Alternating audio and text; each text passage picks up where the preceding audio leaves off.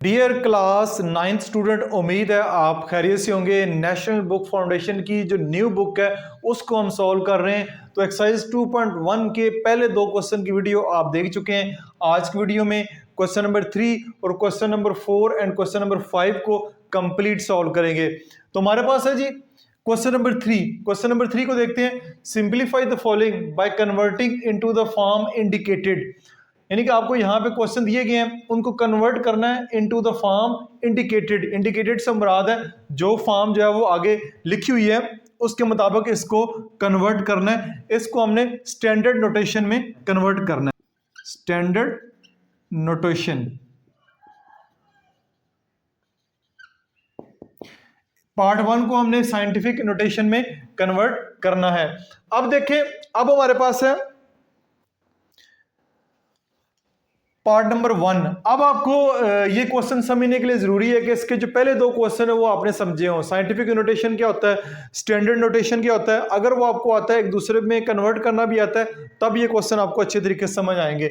सबसे पहले पार्ट 1 है 563.71 multiply by 10 raise to power -3 multiply by 2.54 multiply 10 raise to power 4।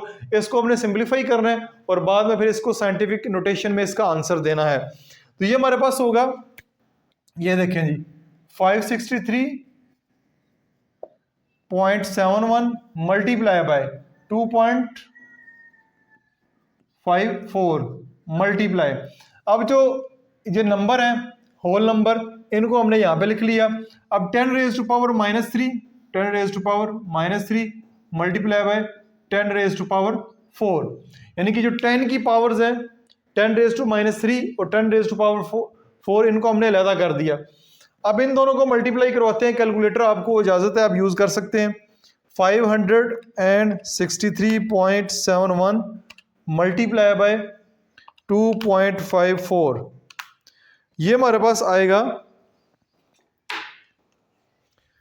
143.8234 multiply by अब देखें 10 की पावर -3 10 की पावर 4। अब आपने चैप्टर 1 में पढ़ा है कि अगर बेस सेम हो तो पावर जो है वो ऐड हो जाती हैं। बेस दोनों की सेम है, पावर्स ऐड कर देते हैं, -3 + 4। अब इसका आंसर क्या आएगा 1431.8234 मल्टीप्लाई बाय -3 + 4 तो प्लस माइनस माइनस, 4 में से 3 जाएंगे, 1 आएगा और 1 आएगा आपके पास पॉजिटिव नंबर का। तो ये हमारे पास इसका जो है वो आंसर होगा। ये हमने इसको साइंटिफिक नोटेशन में ही रखना है, ये प्लस बेशक हटा दें, इसकी जरूरत नहीं। यानी ये साइंटिफिक नोटेशन में हमने इसको सिंप्लीफाई कर दिया। अब हो सकता है बुक के लास्ट के ऊपर इसका जो आंसर है वो अप टू 2 डेसिमल प्लेस हो तो आप वहां तक कर लें, अदरवाइज ये आंसर भी ठीक है। ठीक है, ये आंसर भी आप ऐसे भी लिख सकते हैं, अप टू 2 डेसिमल प्लेस या 4 डेसिमल प्लेस भी रहने दें। तो ये आपका जो पार्ट 1 है वो सॉल्व हो गया। पार्ट नंबर 2, इसका जो आंसर है वो स्टैंडर्ड नोटेशन में आना चाहिए। स्टैंडर्ड नोटेशन क्या होती है? स्टैंडर्ड नोटेशन जो है वो मैं आपको बताता हूं कि वो क्या होती है। अब देखें, इसको देखते हैं 0.023 मल्टीप्लाई बाय 10 की पावर 5। अब देखें कि 10 की पावर 5 है, 10 की पावर -3 है। ठीक है, दोनों डिवाइड हो रहे हैं। तो हमने ये भी प्रॉपर्टीज ऑफ एक्सपोनेंट में पढ़ा है कि जब अगर बेस सेम हो डिवाइड हो रहे हो तो पावर जो है वो माइनस हो जाती हैं।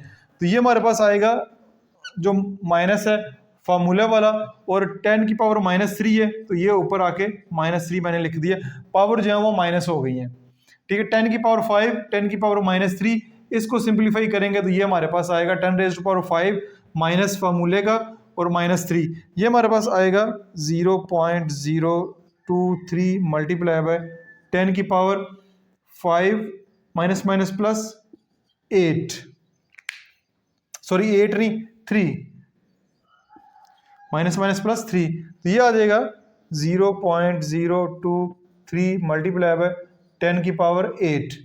अब ये आ गया साइंटिफिक नोटेशन में, हमें चाहिए स्टैंडर्ड नोटेशन में। तो स्टैंडर्ड नोटेशन में कैसे करेंगे, ये देखें जी 8 है, तो 0.023 मल्टीप्लाई बाय 10 की पावर 8। पॉइंट कहाँ पे? यहाँ पे। पॉइंट जो है वो कहाँ पे? यहाँ पे आपको नजर आ रहा है।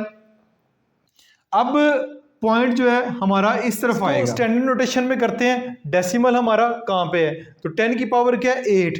10 की पावर 8 है तो हमने डेसिमल को मूव करना है 8 डेसिमल प्लेस। तो पॉइंट इधर है 0 2 3, पॉइंट यहाँ पे है 1 2 3 4 5 6 7 और 8। 8 डेसिमल प्लेस जो है पॉइंट हमारा यहाँ से यहाँ आ गया। ठीक है, यहाँ से अब इसको ख़त्म कर दें। देखें 1 2 3 4 5 6 7 8, तो ये पॉइंट यहाँ पे आ गया। तो हमारा आंसर बनेगा, अब ये पहले वाले 2 0 हटा दें, 2 3 1 2 3 4 5 1 2 3 4 5। तो ये हमारा स्टैंडर्ड नोटेशन में ये वाला क्वेश्चन जो है वो कन्वर्ट हो गया। तो उम्मीद आपको समझ आई होगी। आखिर पे आप स्क्रीनशॉट भी ले सकते हैं। नेक्स्ट पार्ट की जानब चलते हैं। नेक्स्ट पार्ट है हमारे पास 2.549 multiply by 5067 multiply by 10 raised power -3 divide by 10 की पावर 3। इसको करना है आपने साइंटिफिक नोटेशन में। तो हम करते हैं, इन दो नंबर्स को मल्टीप्लाई करवा लेते हैं। ठीक है, ये हमारे पास आ रहा है 2.549 मल्टीप्लाई बाय 5067। यार इनको हमने मल्टीप्लाई करवा लिया तो ये हमारे पास आंसर आएगा 12915.783 12915.783 10 रेज़ टू पावर -3 और ये 10 रेज़ टू पावर +3 है। अगेन दोनों की बेस सेम है, डिवाइड हो रहे हैं तो पावर जो है वो क्या हो जाएंगी? माइनस हो जाएंगी। क्या हो जाएंगी? माइनस। 10 रेज़ टू पावर -3 ये वाला और ये माइनस फार्मूले का जो, और फिर 10 रेज़ टू पावर 3 ये आके ऊपर जो है 3 आ जाएगा। अब इसको सिंप्लीफाई करते हैं। 12915.783 मल्टीप्लाई बाय 10 की पावर -6। तो ये आपने साइंटिफिक नोटेशन में इसको कन्वर्ट करना है। तो साइंटिफिक नोटेशन में आप जानते हैं कि जो डेसिमल है वो फर्स्ट नॉन डिजिट के बाद होना चाहिए, यानी 1 के बाद होना चाहिए। डेसिमल कहाँ पे? यहाँ पे है। तो इसको यहाँ पे लेकर आते हैं 1.2915.783। बाकी इतने नंबर लिखने की ज़रूरत नहीं है। ठीक है, डेसिमल जब इधर आ जाएगा तो कितने डेसिमल प्लेस मूव हुआ है? 4। तो 10 की पावर क्या हो जाएगा? 4। 1 2 3 4 डेसिमल प्लेस जो है वो आया है तो 10 की पावर 4 आ जाएगा। मल्टीप्लाई बाय 10 की पावर -6। अब इसको भी सिंप्लीफाई करना पड़ेगा, दोनों की बेस सेम है, मल्टीप्लाई हो रहे हैं। तो ये आएगा 1.2915 मल्टीप्लाई बाय, दोनों की बेस सेम है, मल्टीप्लाई हो रहे हैं तो 10 की पावर 4 प्लस -6। अब यहाँ पे चैप्टर 1 की प्रॉपर्टीज इस्तेमाल हो रही हैं। चैप्टर 1 अगर अच्छे तरीके से समझे तो फिर आप इन क्वेश्चन को अच्छे तरीके से समझेंगे। वरना जो है वो आपको यहाँ पे जो है मसला बनेगा सिंप्लीफाई करते हुए। 1.2915 10 की पावर 4 -6 1.2915 मल्टीप्लाई बाय 10 की पावर -2। ये आपका जो है वो सिंप्लीफाई हो गया साइंटिफिक नोटेशन में। डेसिमल जो है फर्स्ट नॉन जीरो डिजिट के बाद है। तो ये आपने अगले जो नंबर होते हैं ना पॉइंट के बाद, ये वाले नंबर, ये आपकी मर्जी होती है। Mostly up to 2 decimal place लिखा जाता है। यहाँ पे 4 डेसिमल प्लेस है। सारे के सारे नंबर लिखना चाहिए तो लिख लें, कोई मसला नहीं है, लेकिन ज़्यादा यही होता है कि अप टू 2 डेसिमल प्लेस लिख लें, या इतना जो है वो काफ़ी होता है। बाकी जैसे आपके टीचर बताएंगे या जैसे आप इस बुक के लास्ट के ऊपर जो आंसर मेंशन होंगे वहाँ से भी इसको मैच कर लीजिएगा। तो ये आपका कन्वर्ट हो गया है साइंटिफिक नोटेशन में। इसको स्टैंडर्ड नोटेशन में करना है तो डेसिमल आपका यहाँ पे है, आपने 10 की पावर 10 है तो डेसिमल प्लेस आपने इस तरफ लेकर आना है। तो इस तरफ लेकर आएंगे 1 2 3 4 5 6 7 0 3 0 9 9 8 8। डेसिमल कहाँ पे? यहाँ पे 10 डेसिमल प्लेस लेकर आना है। 1 2 3 4 5 6 7 8 9 10 ये डेसिमल जो है वो यहाँ पे आ गया। जब ये यहाँ पे आ गया तो ये डेसिमल ख़त्म हो गया, तो ये ज़ीरो लिखने की ज़रूरत नहीं है। 99, 88 और आगे 30, तो ये आपका स्टैंडर्ड नोटेशन में कन्वर्ट हो गया है। तो इस तरह ये क्वेश्चन नंबर 3 आपका यहाँ पे मुकम्मल हो गया। इसके बाद क्वेश्चन नंबर 4 को देखते हैं। क्वेश्चन नंबर 4 है, if it takes 5 second to recite कलमा पाक वंस। अगर पहला जो कलमा है उसको एक दफ़ा पढ़ने के लिए 5 सेकंड लगते हैं, how many hours will take it to recite कलमा पाक 1 मिलियन टाइम। अगर इसको पहले कलमे को 1 मिलियन टाइम यानी 10 लाख दफ़ा अगर रिसाइट करना चाहें तो कितने घंटे लगेंगे। कन्वर्ट आवर्स इनटू डेज, जितने भी घंटे लगेंगे उस टाइम को दिनों में कन्वर्ट करें। फिर जो आंसर है वो स्टैंडर्ड फॉर्म में भी लिखें, ठीक है, आंसर को स्टैंडर्ड फॉर्म में भी लिखना है। और then round off the answer discarding the decimal part. अब फिर आंसर को राउंड ऑफ भी करना है, डेसिमल पार्ट को खत्म करना है। वंस टाइम, एक दफा कितना टाइम लगता है, 5 सेकंड। 5 सेकंड लगते हैं एक दफा। 1 मिलियन टाइम यानी 10 लाख दफा अगर आपने उसको रिसाइट करना है, पढ़ना है, तो कितना टाइम लगेगा। 5 सेकंड को मल्टीप्लाई बाय 10 लाख कर दें, 1 मिलियन कर दें, 5 ज़रब 10 लाख कर दें, 6 जीरो लगे हुए हैं तो ये 10 लाख होता है। मल्टीप्लाई करेंगे तो 50 लाख सेकंड लगेंगे, 50 लाख सेकंड लगेंगे अगर आपने उसको 10 लाख दफ़ा रिसाइट करना है। 50 लाख आ गया। अब इस टाइम को आपने कन्वर्ट करना है आवर्स में। किस में कन्वर्ट करना है, आवर्स में। यह टाइम है सेकंड में, सेकंड में इसको आवर्स में कन्वर्ट करना है। तो आप जानते हैं कि 1 घंटे में 60 मिनट होते हैं, ठीक है। 1 आवर में 60 मिनट होते हैं, फिर 1 मिनट में 60 सेकंड होते हैं, ठीक हो गया। तो इसलिए नीचे मैंने 2 दफ़ा 60 से मल्टीप्लाई करवाया, यानी जो सेकंड्स को अगर आपने कन्वर्ट करना है घंटों में, तो अगर मिनट में कन्वर्ट करना है तो 1 दफ़ा 60 से मल्टीप्लाई करवाएं, अगर घंटों में करना है तो फिर 1 दफ़ा और 60 से मल्टीप्लाई करवा के दोनों को डिवाइड करवाएंगे, तो ये टाइम हमारा जो है वो कन्वर्ट हो जाएगा घंटों में। ये 0 0 से काट दें, ये 0 इस 0 से काट दें, ऊपर आएगा 5 4 0 और नीचे जो है वो 36। तो इसको डिवाइड जब करेंगे तो ये कन्वर्ट हो जाएगा आवर्स में। तो हमारे पास आंसर आएगा 13, यहाँ पे गलती हो गई है, 1388.888, ये आया जी टाइम घंटों में, ठीक है। 1388.888 ये टाइम आ गया घंटों में, आवर्स में कन्वर्ट हो गया।